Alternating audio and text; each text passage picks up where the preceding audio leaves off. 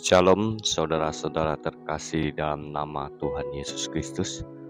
Pada pagi hari ini kami mau merenungkan Keluaran 20 ayat 12. Sebelum merenungkan, mari kita mengambil saat teduh terlebih dahulu. Bapa yang di surga, yang kami kasih di dalam nama Tuhan kami Yesus Kristus, pada pagi hari ini kami mengucap syukur atas kasih Tuhan yang tak terhingga ini.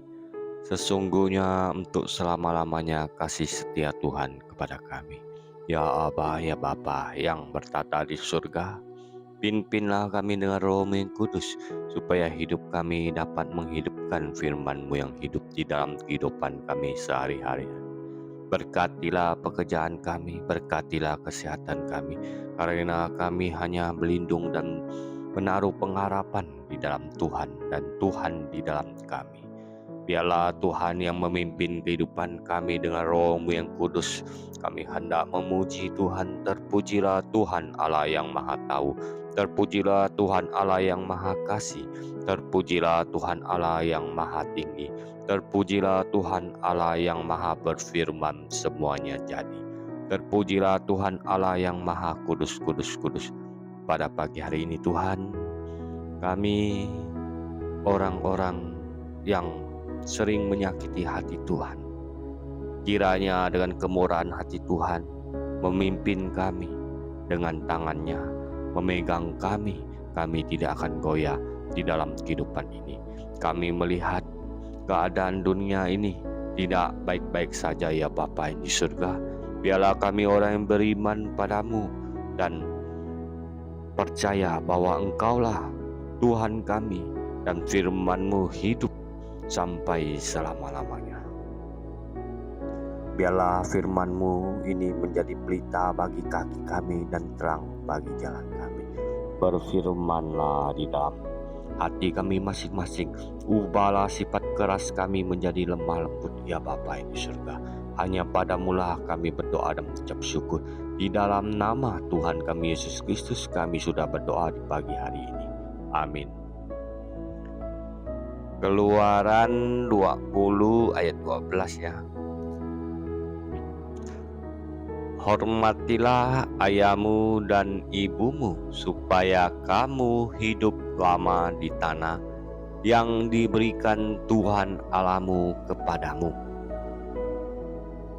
Karena keempat perintah pertama telah jelas berkaitan dengan kewajiban kita terhadap Allah. Pribadi, ibadah, nama, dan hari. Ada yang mengira bahwa perintah kelima memperkenalkan kita pada kewajiban terhadap sesama. Namun, ada yang merasa lebih cocok untuk menganggap perintah kelima sebagai kewajiban kita terhadap Allah karena orang tua kita. Setidaknya ketika kita belum dewasa menggantikan kedudukan Allah dan menjadi perantara kewenangan Allah bagi kita. Paulus memahami menghormati orang tua, menuntun ketaatan dan menyebutnya sebagai suatu yang diperkenakan Kristus. Efesus 6 ayat 1, yaitu Kolose 3 ayat 20, ketidaktaatan dalam PB dilihat sebagai gejala kehancuran sosial. Roma 1 ayat 30, 2 Timotius 3 ayat 2. Nanti teman-teman baca buka Alkitabnya dibaca ya, direnungkan kembali. Namun kewenangan itu tidak mutlak.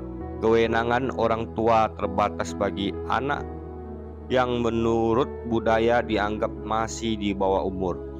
Apalagi orang tua pun mempunyai kewajiban terhadap anak mereka. Mereka tidak boleh membangkitkan kemarahan atau menyakiti hati anak-anak, melainkan didiklah mereka di dalam ajaran dan nasihat Tuhan. Efesus 6 ayat 4, Kolose 3 ayat 21, Sifat kewajiban timbal balik merupakan kendali bagi keduanya. Dengan bertambahnya usia harapan hidup dan rata-rata umur penduduk juga naik secara proporsional, makin banyak jumlah lansia yang diabaikan oleh anak mereka sendiri. Ini gejala yang mengejutkan dan sebagian besar terjadi di Barat, di Afrika dan Asia. Keluarga besar selalu bisa menyediakan tempat bagi lansia. Begitu pula dalam budaya Cina, saya kira kita harus memberikan Paulus kata akhir dalam masalah ini. Tapi jika ada seorang yang tidak memelihara sanak saudaranya, apabila seisi rumahnya atau keluarga dekatnya, orang itu murtad dan lebih buruk daripada yang tidak beriman. 1 Timotius 5 ayat 8. Marilah kita orang-orang yang beriman semasa hidup kita, ya kasihlah orang-orang dekat kita, ya, karena Tuhan Yesus sudah mengasihi kita. Kita orang percaya dan orang beriman padanya, kalau sudah merasakan kasih karunia Tuhan, marilah muliakan nama Tuhan Yesus. Kita menjadi orang yang bisa mengasihi sesama kita, orang-orang dekat di sekitar kita maupun keluarga kita. Ya, orang tua kita yang masih ada, ya kita kasihi. Biarlah Roh Kudus yang memimpin kehidupan kita. Kita serahkan semua di dalam tangan Tuhan. Berdoa mengucap syukur kepada Tuhan. Roh Kudus akan memimpin kehidupan kita. Di dalam nama Tuhan Yesus Kristus. Ya, haleluya, amin.